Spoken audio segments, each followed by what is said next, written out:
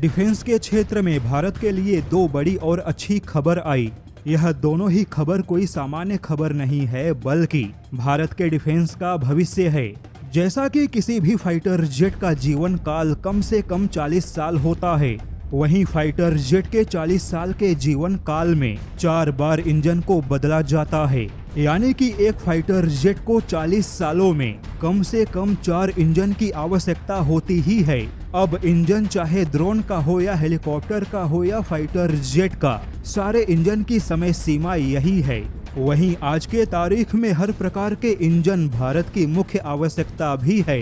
कावेरी परियोजना के तहत भारत कई प्रकार के इंजन विकसित कर रहा है, लेकिन इंजन के परीक्षण के लिए भारत को बार बार रूस के टेस्ट फैसिलिटी में जाना पड़ता है। किंतु अब DRDO के अंतर्गत काम करने वाली भारत की मुख्य प्रयोगशाला गैस टरबाइन अनुसंधान प्रतिष्ठान यानी कि GTRE ने खुद के इंजन परीक्षण के सुविधा केंद्र को स्थापित करने के लिए मोदी सरकार से 1600 करोड़ की मांग की है। GTRE का दावा है कि 1600 करोड़ खर्च करने के बाद भारत का अपना खुद का इंजन टेस्ट फैसिलिटी होगा और भारत को रूस या फिर किसी भी बाहरी टेस्ट फैसिलिटी में जाने की आवश्यकता नहीं होगी। अभी भारत को रूसी टेस्ट फैसिलिटी में 8 या 9 महीनों में केवल एक बार ही मौका मिलता है।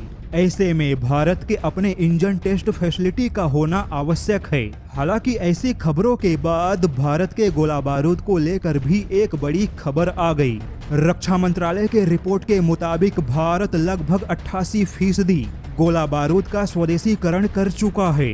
आज के तारीख में भारत की तीनों सेनाओं के लिए 175 प्रकार के गोला बारूद की आवश्यकता है और भारत यहां पर 154 प्रकार के गोला बारूद का स्वदेशीकरण कर चुका है। 2023 तक भारत ने 150 प्रकार के गोला बारूद का स्वदेशीकरण किया, लेकिन 2024 में भारत ने 4 विशिष्ट प्रकार के गोला बारूद का स्वदेशीकरण किया। हालांकि अभी भी 21 प्रकार के गोला बारूद का स्वदेशीकरण बाकी है, किंतु इसमें से कुछ गोला बारूद ऐसे हैं जिनकी आवश्यकता बहुत कम है। ऐसे में इन गोला बारूद को फिलहाल विदेशों से ही मंगाया जाता है। लेकिन रक्षा मंत्रालय के मुताबिक भारत को जिस किसी भी गोला बारूद की सबसे ज्यादा आवश्यकता है, लगभग उन सारे गोला बारूद का स्वदेशीकरण हो गया। भारत पहले 90% गोला बारूद विदेशों से मंगाता था, लेकिन अब केवल 12% गोला बारूद ही विदेशों से मंगाया जा रहा है।